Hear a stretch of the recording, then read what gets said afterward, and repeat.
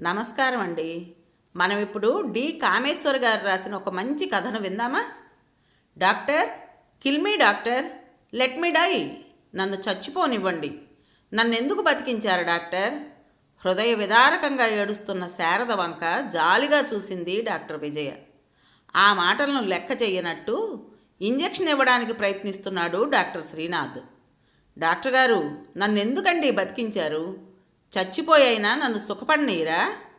Please, మీకు పుణ్యం ఉంటుంది. నాకింత విషం ఇవ్వండి. నన్ను చచ్చిపోయి సుఖపడనీయండి. నేనింకా ఈ బతుకు బతకలేను డాక్టర్ గారు. దీనాతి దీనంగా ఏడుస్తున్న శారదను చూస్తుంటే విజయ కళ్ళు అప్రయత్నంగా చెమర్చాయి. ఓదార్పుగా ఆమె భుజం తట్టి, ముందు నువ్వు కాస్త విశ్రాంతి తీసుకోమ్మా, తరువాత మాట్లాడదాం.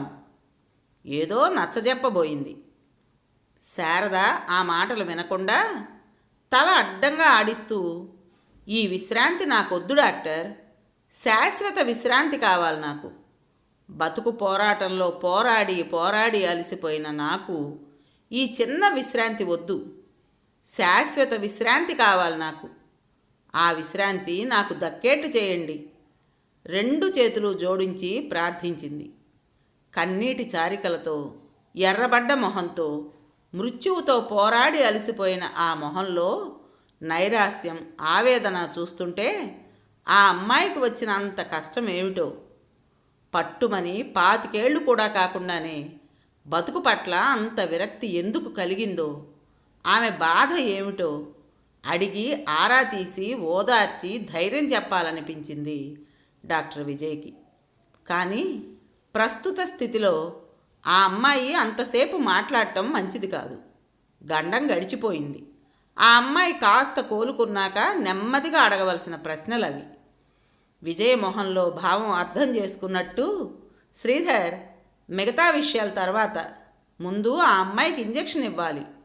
కళ్ళతోనే సంజ్ఞ చేస్తూ ఒక విధంగా బలవంతంగానే గింజుకుంటున్న శారదకి ఇంజెక్షన్ ఇచ్చేశాడు శ్రీధర్. చూడమ్మా, నీకొచ్చిన కష్టమేమిటో మాకు తెలియదు. కానీ ప్రతి సమస్యకి ఏదో పరిష్కార మార్గం ఉండకపోదు. ఆ మాత్రం దానికోసం నిండు ప్రాణం తీసుకోవడం అవివేకం. విజయ మృదువుగా ఆమె చెయ్యి విడిచి ఏదో చెప్పబోయింది. అవును డాక్టర్, అందరూ అలాగే కబుర్లు చెప్తారు, నీతులు బోధిస్తారు. పిల్లికి చెలగాటం, ఎలక్కి ప్రాణ సంకటం. ఆ బాధ మీకు అర్థం కాదు. ఉక్రోషం, కసి, నిరాశ పెనవేసుకోగా నిస్సహాయంతో కోపం ముంచుకొచ్చి కటువుగా అంది శారద. బాధలు అన్న మాటకి అర్థం నాకు తెలిసినంతగా మరొకరికి తెలియదమ్మా. ప్రతి మనిషి తనొక్కరే ప్రపంచంలో బాధలన్నీ పడుతున్నాం అనుకుంటారు. అదోలా నవ్వింది విజయ. వద్దు డాక్టర్ గారు, నాకు చెప్పకండి. ఓర్పు, శాంతం ఈ మాటలన్నీ విని విని విసిగిపోయాను. నన్నెలాగో చావనీయకుండా బతికించారు. నా కర్మానికి నన్ను వదిలి వెళ్ళండి. నా ఏడుపు నన్ను ఏడవనీయండి. విరక్తిగా అని శారద కళ్ళు మూసుకుంది. విజయ శ్రీధర్ వంక చూసింది. విజయ, ఆ అమ్మాయిని పడుకోనియ్యి, మనం తర్వాత మాట్లాడదాం. ఇంజెక్షన్ ఇచ్చాను, పడుకుంటుంది, లేచాక మాట్లాడవచ్చు అన్నాడు. విజయ, శ్రీధర్ ఇద్దరూ అక్కడి నుంచి నెమ్మదిగా లేచి వెళ్ళారు. ఆ అమ్మాయి పాపం చాలా విరక్తితో, బాధతో ఆత్మహత్యకు పాల్పడిందనిపిస్తుంది. పాపం, ఏం జరిగిందో జాలిగా అంది విజయ కన్సల్టింగ్ రూమ్లోకి రాగానే. ఏదో బాధ, కష్టం లేకపోతే ఎవరు మాత్రం ఊరికే చచ్చిపోవాలనుకుంటారు? శ్రీధరు ఫ్రిడ్జ్లో నీళ్లు తీసుకు తాగి విజయ్కి ఓ గ్లాస్ అందించాడు. గంట క్రితం అపస్మారక స్థితిలో ఉన్న శారదని ఇరుగు పొరుగు 2-3 మోసుకొచ్చారు నర్సింగ్ హోమ్కి.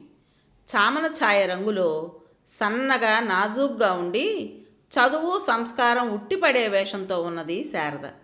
పట్టుమని 22 ఏళ్ల కంటే ఉండని ఆ అమ్మాయికి ఆత్మహత్య చేసుకోవాల్సినంత కష్టం ఏమొచ్చిందో విజయ్కి అర్థం కాలేదు. పొరుగింటి ముసలాయనిచ్చిన సమాచారం వల్ల శారద భర్తకి ఏదో కంపెనీలో పని, పెళ్ళయి అర్థమైంది. పిల్లలు లేరు. శారద భర్త నిన్న కంపెనీ పని మీద కలకత్తా వెళ్ళాడు. ఇవాళ మధ్యాహ్నం 3 గంటలకి చాకలివాడు బట్టలు తెచ్చి ఎన్నిసార్లు పిలిచినా తలుపు తీయలేదు శారద. పైన తాళం లేదు. లోపల గడియ వేసి ఉండడం శారద ఎంతకీ పలకకపోవటంతో చాకలివాడికి ఆశ్చర్యం, అనుమానం వేసి పక్క నుంచి వెళ్ళి బెడ్రూమ్ కిటికీలోంచి తొంగి చూశాడు. శారద పక్క మీద పడుకునుంది. కిటికీలోంచి ఎన్నిసార్లు పిలిచినా శారదలో చలనం లేదు. చాకలివాడికి గదిలోంచి ఏదో మందువాసన కూడా వేసింది. అనుమానం తోచి పక్కింటి ఆయన్ని పిలుచుకొచ్చాడు. గదిలో పరిస్థితి చూడగానే వాళ్ళకు అనుమానం వచ్చింది. ఆ గలభాకి ఇరుగు పొరుగు మూగారు. అంతా కలిసి వీధి తలుపు బద్దలు కొట్టారు. శారద పక్క మీద తెలివి తప్పి పడి ఉంది. కింద టిక్-20 ఖాళీ సీసా. అందరికీ పరిస్థితి అర్థమైంది. చకచక ఆ వీధిలోనే ఉన్న విజయశ్రీ నర్సింగ్ హోమ్కి మోసుకొచ్చారు.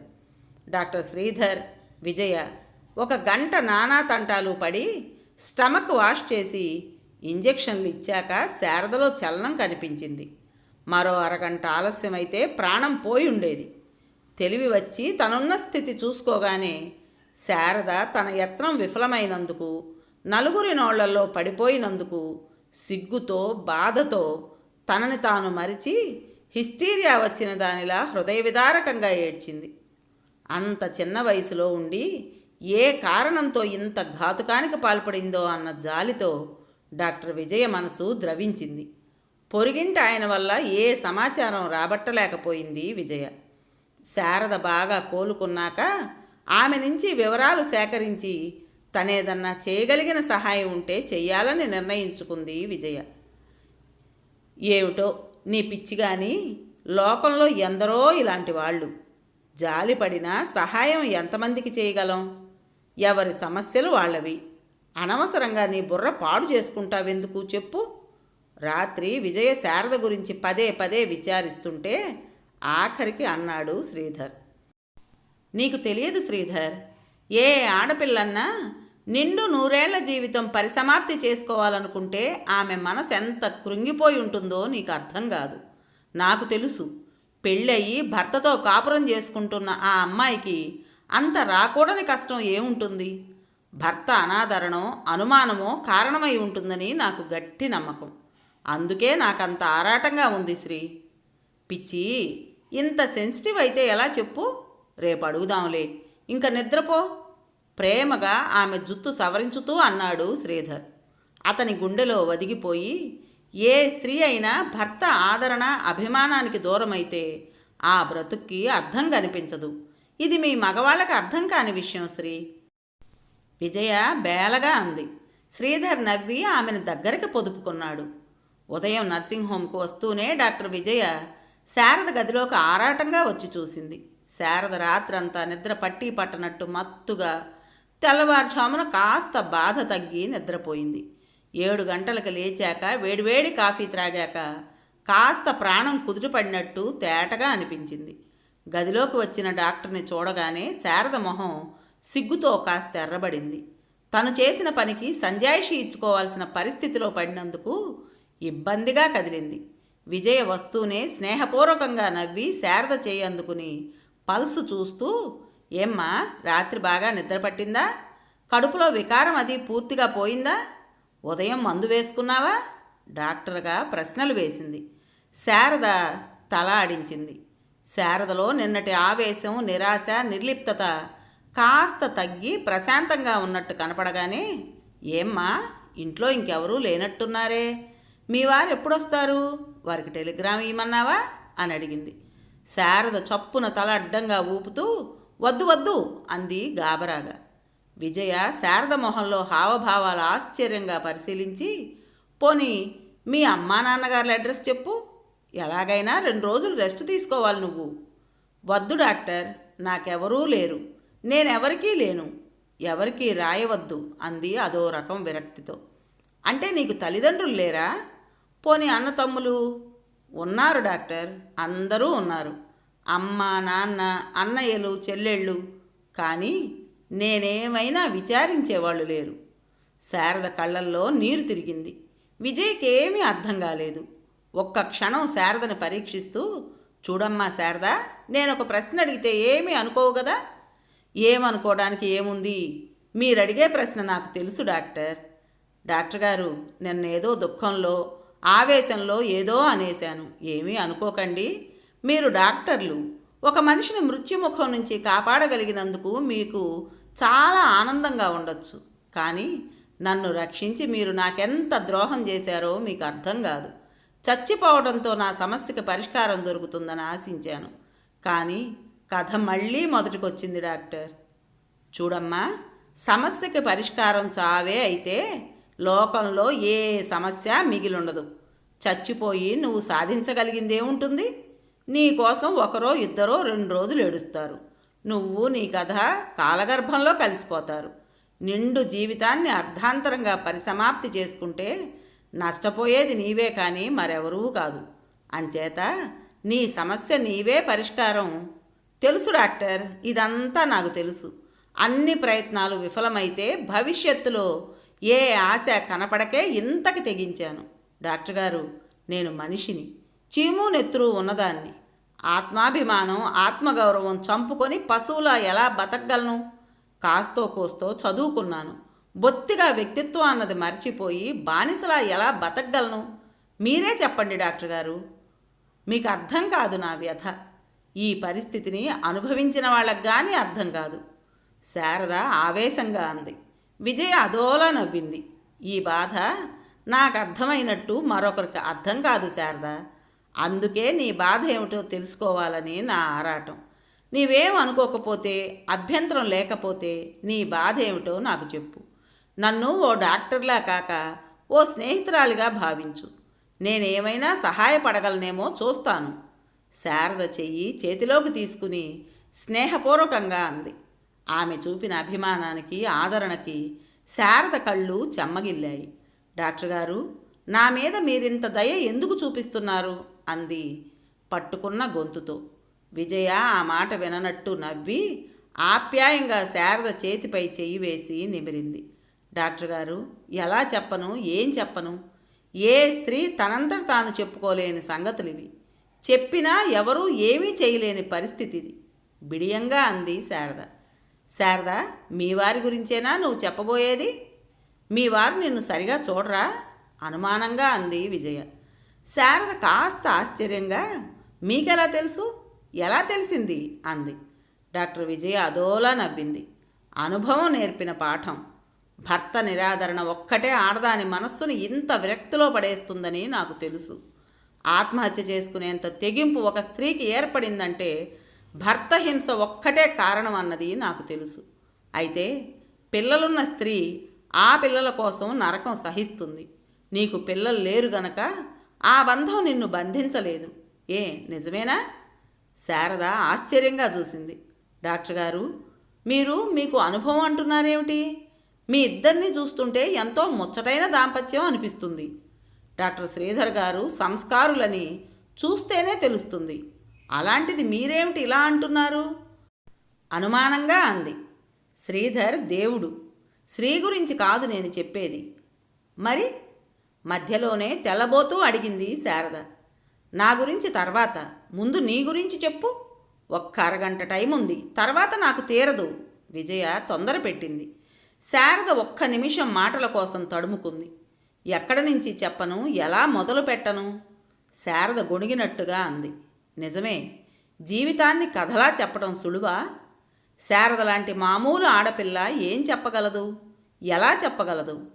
తను కన్న కలలన్నీ గాలిలో కలిసిపోయాయని, బతుకులో తీపి ఆశ హరించిపోయిందని ఎవరితో ఏమని చెప్పుకోగలదు? విజయ అసహనంగా కదలడం చూసి శారద తనని తాను కూడదీసుకుంటూ, డాక్టర్ గారు, మీరన్నట్టు భర్త నిరాదరణ ఏ స్త్రీ సహించలేదు. కేవలం నిరాదరణకి అయితే ఏదో మనసు చంపుకొని గానుగెద్దులా బతకొచ్చు. కానీ ఆత్మాభిమానాన్ని, ఆత్మగౌరవాన్ని వదులుకొని అవమానాలు సహిస్తూ యాన్నర్థం బతికాను. ఆయనలో ఏనాటికైనా మార్పు రాదా అన్న ఆశతో ఈనాటి వరకు ఓపిగ్గా ఎదురుచూశాను. కానీ నా ఆశ వృధా, అడియాశ అని ఇన్నాళ్లలో జరిగిన ప్రతి సంఘటన బలపరుస్తుంటే భవిష్యత్తులో ఏ ఆశ కనిపించక ఇంతకు తెగించాను డాక్టర్. ఏ, ఆయనకి ఈ పెళ్ళి ఇష్టం లేదా? నిన్ను హింసించడానికి కారణం ఏమిటి? విజయ కుతూహలంగా అడిగింది. కారణం ఆ కారణం ఏమిటో ఈనాటికి నాకు అర్థం కాదు డాక్టర్. పెళ్లి చూపులకు వచ్చారు, నచ్చిందన్నారు, చేసుకున్నారు.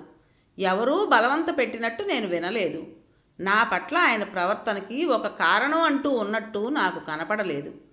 ఆఖరికి అది ఆయన తత్వం. భర్త అంటే భరించేవాడు. పెళ్ళానికి తిండి పెట్టి పోషిస్తున్నప్పుడు ఆ భార్య తన కింద బానిసలా ఉండాలే గాని ఆమెకు వ్యక్తిత్వం ఉండరాదని ఆయన భావం అని చాలా రోజులకు కానీ అర్థం చేసుకోలేకపోయాను. విచిత్రమే, చదువుకున్నారు, మంచి ఉద్యోగంలో ఉన్నట్టున్నారు. అయినా ఇంత పాత భావాలు ఆయనలో ఉన్నాయంటే, ఈ రోజుల్లోనూ ఇలాంటి పురుషులు ఉన్నారంటే అనుభవించిన వారు కానీ నమ్మరు. ఆయన ఇలా ప్రవర్తించడానికి ఏదైనా కారణం ఉందేమో కనిపెట్టడానికి ప్రయత్నించావా? ఆయన్ని మార్చడానికి ఏమైనా ప్రయత్నం చేశావా? అసలు మీ అత్తగారు మామగారు ఉన్నారా? వాళ్ళకి కొడుకు ఇలా ప్రవర్తిస్తున్నాడన్న విషయం తెలుసా? ఒక కొమ్ముడిగా ప్రశ్నలు కురిపించింది విజయ. అందరికీ తెలుసు డాక్టర్. ప్రతి వాళ్ళు చెప్పే నీతులు ఒకటే. భర్త మనసెరిగి మసలుకోవాలి. ఆడదానివి నీవే కాస్త సర్దుకుపోవాలి. ఈ మాత్రం దానికి కాపురాలు వదులుకుంటారా? ఆడదాని బతుకు అరిటాకు లాంటిదమ్మా. మన అదృష్టం ఇంతేనని సరిపెట్టుకోవాలి తల్లి. భర్తని కాదన్న ఆడదానికి పుట్టింట్లో కూడా స్థానం ఉండదమ్మా. అంచేత కాస్త చూసి చూడనట్టు సర్దుకుపోవాలమ్మా. డాక్టర్ గారు, ఈ నీతి సూక్తులు విని విని విసిగిపోయాను. సర్దుకోవడం ఎంతకని, ఎన్నింటికని? ప్రతిరోజు ప్రతి క్షణం ఎదురు తిరిగే ఆత్మాభిమానాన్ని బలవంతంగా ఎన్నాళ్ళని అణిచిపెట్టి బతకను? ఆవేశంతో శారద గొంతు వణికింది. విజయ శారద వంక సానుభూతిగా చూసింది. డాక్టర్ గారు, సరిగా యాణ్ణార్థం క్రితం ఆయనతో నా జీవితం ముడిపడింది. ఈ యాణ్ణార్థంలో కనీసం మొదటి రోజైనా నేను కన్న కలలు నిజమవలేదు.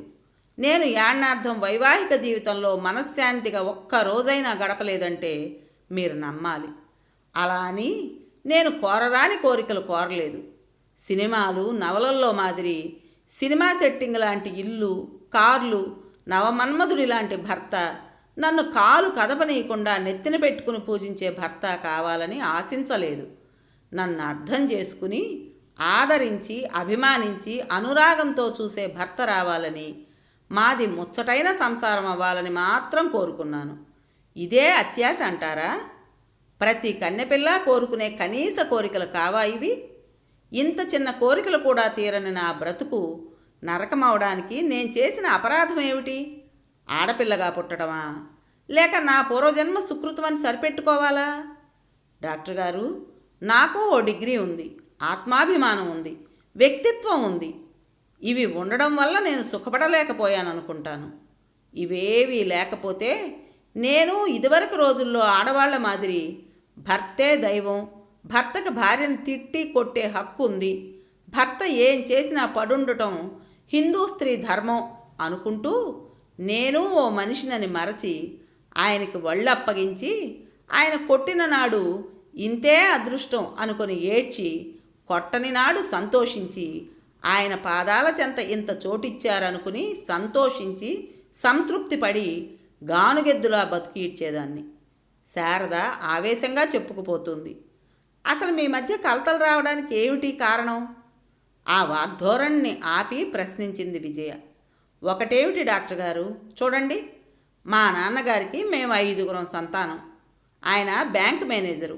1000 రూపాయల పై జీతం అన్న మాటే కానీ ఈ రోజుల్లో 5గురు పిల్లల్ని పెంచి పెద్ద చేయడానికి ఆ 1000 రూపాయలు ఏ మూలకి? అపురూపంగా ఐశ్వర్యాల మధ్య మేం పెరగకపోయినా మాకు ఏ లోటు లేకుండానే పెంచారు మా వాళ్ళు. ఆడపిల్లలకి డిగ్రీల దాకా చెప్పించారు. మా అక్క బీఎస్సీ అవగానే ఒక కాలేజీ లెక్చరర్కి ఇచ్చి బాగానే కట్న కానుకలు ఇచ్చి పెళ్లి చేశారు. మా అన్నయ్య ఇంజనీరింగ్ ఆఖరి సంవత్సరం, నేను 3వ దాన్ని. నా తర్వాత చెల్లెలు మెట్రిక్, తమ్ముడు 4th ఫారం. ఇది మా కుటుంబం.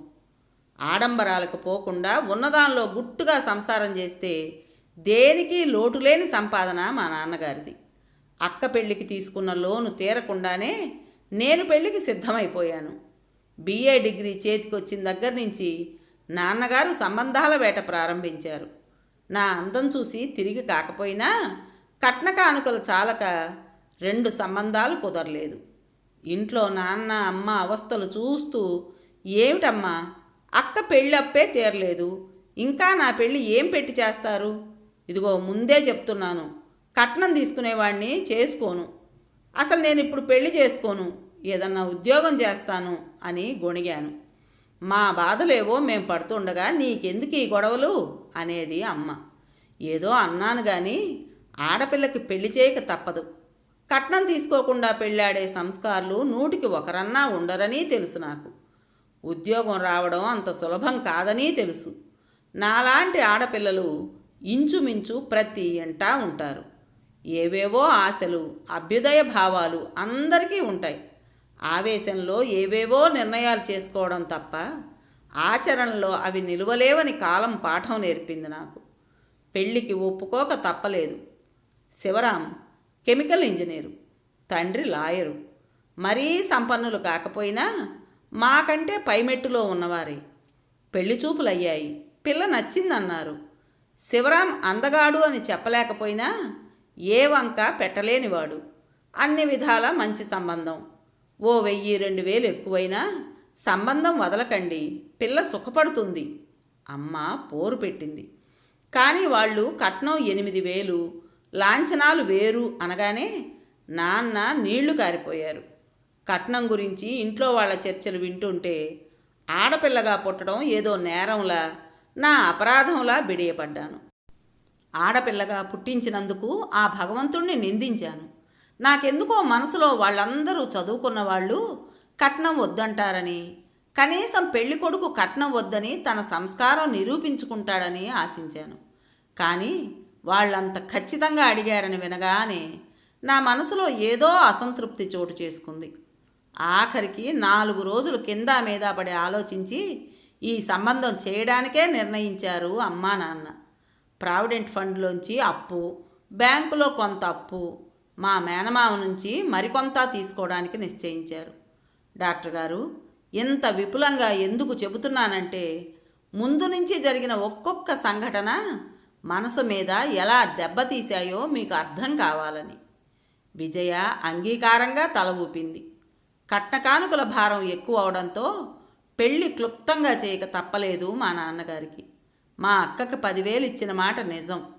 మొదటి కార్యమని కాస్త ఆడంబరంగానే చేశారు. కానీ ఈసారి తోగలేక అయిందనిపించాల్సి వచ్చింది. ఏర్పాట్లు ఘనంగా లేవని, వాళ్ళకి మర్యాద చాలలేదని పెళ్లివారు మూతులు ముడుచుకున్నారు. మేము ఉండేది 2 రోజులు.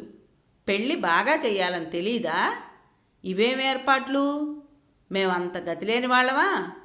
మా పెద్ద కోడలు వారు ఎంతో ఘనంగా చేశారు. ఈ చీరలేమిటి, స్టీల్ బిందెలన్నా పెట్టాలని తెలీదా? ఈ బట్టలు మా ఇంట్లో నౌకరీ వాళ్ళకి పెడతాం అంటూ ముహూర్తం రోజు అత్తగారు ఆడపడుచులు నానా ఆర్భాటం చేశారు. చేసేదేమీ లేక తెచ్చిన చీరలు మార్చి పట్టు చీరలు, స్టీల్ బిందెలు వగైరా అప్పటికప్పుడు తీసుకొచ్చారు. అడుగడుగున వాళ్ళ ప్రవర్తన చూస్తుంటే మనసు విరక్తితో నిండింది. ఆ ఉన్న 4 పూటలు మా వాళ్ళందరినీ పరుగులెత్తించి కావలసినవన్నీ చేయించుకొని ఆఖరికి మూతులు ముడుచుకునే రైలు ఎక్కారు. పెళ్లి కూతురుతో ఎవరన్నా రండి అని మాట వరుసకైనా అనలేదు వాళ్ళు. అయినా ఒక్కర్తిని పంపలేక అక్కని తోడిచ్చి పంపారు నాన్నగారు.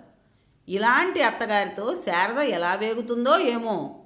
బంధువులు రహస్యంగా అనుకుంటున్నామనుకొని అన్న అనుభూతి మాటలు నా చెవిన పడకపోలేదు. జరిగిన సంఘటన వలనో లేక ఆయన స్వభావమో తెలియదు కానీ పెళ్లి కొడుకు ముభావంగా మూడీగా ఉన్నట్టు అనిపించింది నాకు. రైలు ప్రయాణం చేస్తున్నప్పుడు పక్కపక్కన కూర్చున్న అతను నాతో మామూలు మాటలైనా మాట్లాడాలని ప్రయత్నించకపోవడం, కొత్త దంపతుల మాదిరి ఓరగా చూస్తూ చెయ్యి తాకించాలనే కొంటె కోరికలు ఏమీ అతనిలో కనపడలేదు. నవవధువు భర్త నుంచి చిన్న అనురాగపూరితమైన చూపు, చిన్న చిరునవ్వు ఆశించడం అత్యాశ. అతని తత్వమే అంతా. ఏదీ తేల్చుకోలేక మనిషి స్వభావం అప్పుడే నిర్ణయించకూడదని మనసుకి నచ్చజెప్పుకున్నాను. ఎంత నచ్చజెప్పుకున్నా ఎందుకనో నేను కట్టుకున్న ఊహా సౌధం గాలిమేడ అన్న భావం నాలో పడచూపింది. దానికి తగ్గట్లు మా అత్తగారు హఠాత్తుగా సారి సామాను ఏమీ తీసుకురావడం లేదా, మీ వాళ్ళు డబ్బిచ్చేశారా లేక తర్వాత కొంటారా అంది మా అక్క వంక నా వంక చూస్తూ. మేమిద్దరం గతుక్కుమన్నాం. ఎదురు చూడని ప్రశ్నకి కలవరపడ్డాం. అక్క పెళ్ళికి కూడా కట్నం ఎక్కువ అవడంతో పెద్దగా సారి సామాను ఇవ్వలేకపోయారు. 2 మంచాలు పరుపులు ఇచ్చి పంపారు. పాత్ర సామాన్లు కొంచెం ఇచ్చి పంపారు. నా పెళ్ళికి ఆ మాత్రం కూడా తోగలేకపోయారు. అమ్మ ఏదో అనబోతుంటే నాన్న నన్నింక చంపకు అన్నాడు చిరాగ్గా. నేను కూడా అమ్మతో అంత కట్నం ఇచ్చారు, వాళ్లే కొనుక్కుంటారు, ఇంకేం ఇవ్వక్కర్లేదు అన్నాను ఖండితంగా. నా పరుపు బట్టల పెట్టెతో బయలుదేరాను. ఎంతిచ్చారు మంచాలకి, ఫర్నిచర్కి, గిన్నెలకి? ఆవిడ రెట్టించి మళ్ళీ అడిగారు. ఆవిడ వరుస చూస్తే మరో 2-3 వేలు ఖర్చు పెట్టి ఇంట్లో సామాను కొనేయాలన్నట్టుంది. అక్క ధైర్యం తెచ్చుకుని, పెళ్ళికే చాలా ఖర్చయింది, ఇంకేం సారి పెడతారు, మా నాన్నగారు చాలా ఇబ్బంది పడి ఈ మాత్రం చేయగలిగారు అంది. ఆవిడ చాలా వింత విషయం విన్నట్టు కనుబొమ్మలు ముడిచి ఆశ్చర్యంగా, ఏమిటి పిల్లకి సారి సామానిచ్చుకోవడం ఊరి వాళ్ళకి ఉపకారమా ఏమిటి? అవ్వ, ఆఖరికి మంచాలు పరుపులు గిన్నెలన్నా ఇవ్వకుండా పిల్లని పంపడం ఎక్కడైనా ఉందా అంది ఆవిడ నిష్ఠూరంగా. అందరికీ ఇవ్వాలనే ఉంటుందండి, శక్తి ఉండొద్దు, ఉంటే కూతురికిచ్చుకోరా అంది భయపడుతూనే. ఆవిడ మూతి ముడిచి ధుమధుమలాడుతూ, బాగానే ఉంది సంబరం, అయ్యో రాత, అన్నీ వాడే కొనాలన్నమాట, మంచి సంబంధమే చేసుకున్నాం చేసుకుని అంటూ గొణిగింది. అందరి ముందు నాకు తల కొట్టేసినట్టయింది. గొంతులో దుఃఖం అడ్డుపడింది. కనీసం ఆయనైనా తల్లిని వారిస్తాడేమోనని ఆశించాను. ఈ సంభాషణ వింటూ మొహం అప్రసన్నంగా పెట్టి ఓసారి నా వంక చూసి తర్వాత పేపర్లో మొహం దూర్చుకున్నారు. నా ఊహాసౌధపు పునాది మరింత కదిలింది. ఉదయం గృహప్రవేశం జరిగింది. అమ్మలక్కలు వచ్చారు, కొత్త కోడల్ని చూశారు, కట్న కానుకలు ఆరా తీశారు. నగలు ఏం పెట్టారు, సారి ఏం పెట్టారంటూ ఆరా తీశారు. మా అత్తగారు నా వంక అక్క వంక వంకర చూపు చూస్తూ, సామాను లేదు, 2000 ఇచ్చారు కొనుక్కోమని అంది. మేమిద్దరం అపరాధుల్లా తలదించుకున్నాం. అంతా వెళ్ళాక కూతుర్లతో పెద్ద కోడలితో మధ్య చావు నాకొచ్చి పడింది. వేధవాబద్ధాలు ఆడలేక చస్తున్నాను అందరితో. మధ్య తలవంపులు నాకు. బొత్తిగా ఇలా దిష్టిబొమ్మలా పిల్లని ఓ పెట్టిచ్చి అత్తవారింటికి పంపడం ఎక్కడా చూడలేదు. ఎంతకని ఒప్పుకుంటాం ఇలాంటివి అంటూ సాగదీసింది. నేనింక వింటూ సహించలేకపోయాను. కోపం ముంచుకు వచ్చినా నిగ్రహించుకొని సౌమ్యంగానే, అబద్ధాలు చెప్పడం దేనికి, మా వియ్యాల వారికి లేదు ఇవ్వలేదు అని నిజం చెప్పండి అనేశాను. కొత్త పెళ్లి కూతుర్ని నేను ఇలా అనగానే ఆవిడ జరగరాని ఘోరం జరిగినట్లు తెల్లబోయింది. ఆడపడుచులు చురుక్కున చూశారు. తోడికోడలు కనీ కనిపించకుండా హేళనగా నవ్వింది. అత్తగారు కటువుగా చూస్తూ, ఏమిటమ్మాయ్, మీ అమ్మా నాన్న పిల్లని బాగానే పెంచారే. అత్తగారికి ఎదురు తిరిగి మొదటి రోజే జవాబిచ్చిన పిల్ల రేపొద్దున కాపురం సరిగ్గా చేస్తుందా? పెద్దవాళ్ళంటే భయము భక్తి లేకుండా జవాబిస్తుందా? అయినా ఉన్నమాటంటే ఉలికెందుకు అంటూ దులిపింది. మళ్ళీ నేను ఏదో అనే లోపల అక్క, శారదా అంటూ హెచ్చరించింది. ఆవిడ దుమదుమలాడుతూ లేచి వెళ్ళిపోయింది. గదిలోకి వెళ్ళాం. నేను కళ్ళు తుడుచుకోవడం చూసి, ఊరుకోవే, తప్పు, కంట తడిపెట్టకు, అలాంటి వింటూ ఊరుకోవడమే, 4 రోజులని వాళ్లే ఊరుకుంటారు, వీళ్లతో నీకేంలే, నీవు ఆయన అన్యోన్యంగా ఉంటే ఇదంతా లెక్క చేయక్కర్లేదు, 4 రోజులుండిపోయేదానికి వీళ్లతో అనవసరంగా గొడవెందుకు, ఏమన్నా మాట్లాడకు అక్క అంది. అక్క అన్నట్టు భర్త ప్రేమ ఆదరణ లభిస్తే ఆ స్త్రీ తక్కిన లోకాన్ని లెక్కజేయక్కర్లేదు. ఎవరేమన్నా భర్త ప్రేమ ఆసరాతో అవన్నీ భరించగలదు. కానీ ఆ భర్త ప్రేమానురాగాలు కరువైతే ఆ స్త్రీకి ఇంకేం మిగిలినట్టు? విన్నారు కదండి, డి కామేశ్వర్ గారు రచించిన వివాహ బంధాలు పార్ట్ 1 మనం ఇప్పుడు విన్నాం. విన్నారు కదండి. మరి ఈ కథ మీకు నచ్చిందా? నచ్చినట్టయితే లైక్ చేసి మరో నలుగురికి షేర్ చేయండి. అలాగే ఈ కథ పైన మీ విలువైన అభిప్రాయాన్ని కామెంట్ బాక్స్లో తప్పకుండా తెలియజేస్తారు కదా. మరి ఇంత మంచి కథను మనకు అందించిన రైటర్ గారికి మనస్ఫూర్తిగా మనందరి తరపున ధన్యవాదాలు తెలియజేసుకుంటూ, కొత్త వాళ్ళు కనుక మన ఛానల్ చూస్తున్నట్టయితే తప్పకుండా సబ్స్క్రైబ్ చేసుకోండి. రేపు మరో మంచి కథతో మీ ముందుకు వస్తాను. అప్పటి వరకు ఉంటానండి.